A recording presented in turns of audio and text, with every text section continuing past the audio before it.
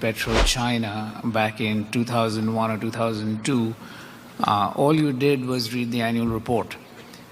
Now, I was thinking that most professional investors with San Francisco, Mr. Buffett, I was reading recently in Fortune magazine that when you invested $500 million in PetroChina back in 2001 or 2002, all you did was read the annual report.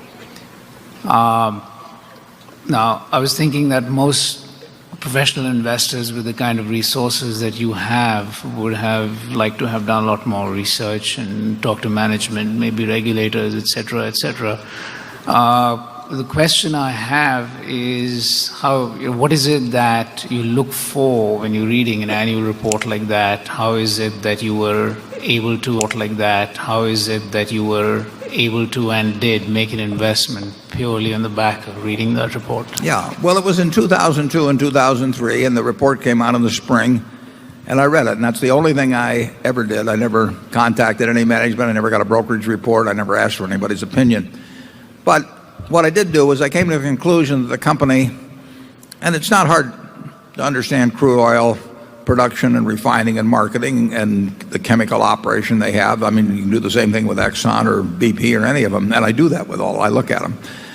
And I came to the conclusion it's worth $100 billion, and then I checked the price and it was selling for $35 billion roughly. What's the sense of talking to management? I mean, basically, if you talk to management of almost every company, they'll say they think their stock's a wonderful buy, and they'll give you all the good stuff and skip over things that it just doesn't make any difference. Now, if I thought the company was worth $40 billion and had been selling for $35 billion, then at that point you have to start trying to refine your analysis more. But there's no reason to refine your analysis. I mean, I didn't need to know whether it was worth $97 billion or $103 billion if I was buying it at $35 billion. So any further refining of analysis would be a waste of time when what I should be doing is buying the stock. So we really like things that you don't have to carry out to 3 decimal places. If you have to carry it out to 3 decimal places, it's not a good idea. It was something like PetroChina. It's like if somebody walked in the door here and they weighed somewhere between 300 and 350 pounds, I might not know how much they weigh, but I would know they were fat. That's all I'm looking for, is something that's financially fat.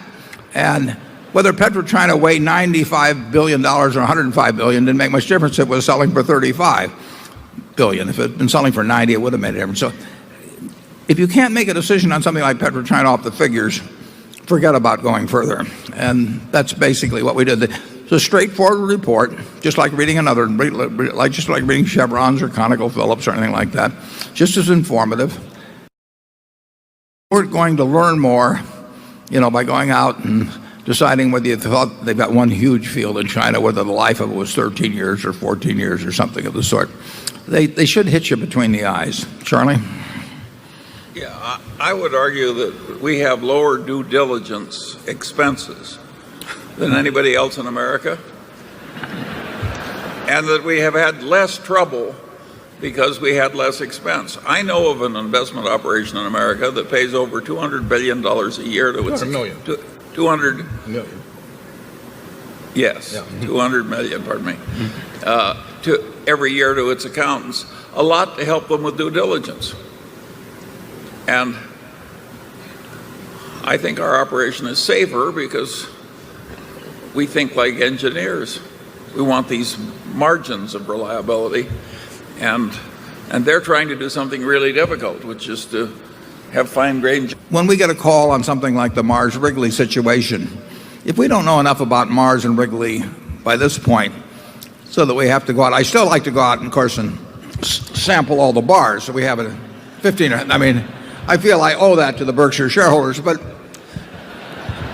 I'm not going to look at their labor contracts or their leases or anything like that.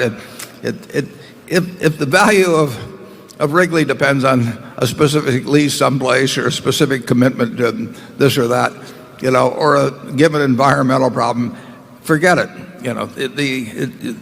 There are these overriding considerations that are enormously important, and then there's a whole lot of trivia that doesn't mean anything.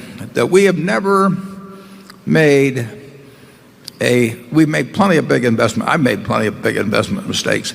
I've never made one, in my view, that would have been avoided by conventional due diligence.